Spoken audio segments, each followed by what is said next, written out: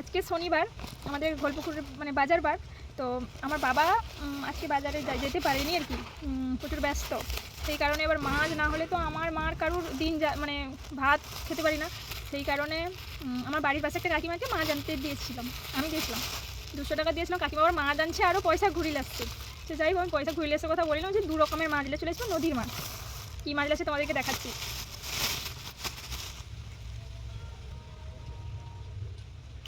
কী মাছ বলে আমি মানে নামটা জানি না। সাদা মাছের সব মাছের নাম জানি, কিন্তু নদীর মাছের সবগুলোর নাম জানি না।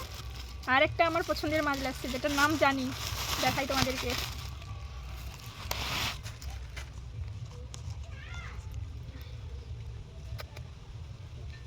এটা কি অনেকে সাপ মাছ বলো নাকি, আমি তো এটাকে কোলাবাসে মাছ বলি, আর রূপা পাটিয়া মাছও বলে। এই দেখো কত মাছ। পাকা তেঁতুল দিয়ে টক রান্না করবো। নদীর মাছের সবচেয়ে ভালো স্বাদ হয় পাকা তেঁতুলের টক, একটু মিষ্টি লাগবে, মানে চিনি দিতে হবে। কে কে খাবে চলে আসো আমার বাড়ি। এই যে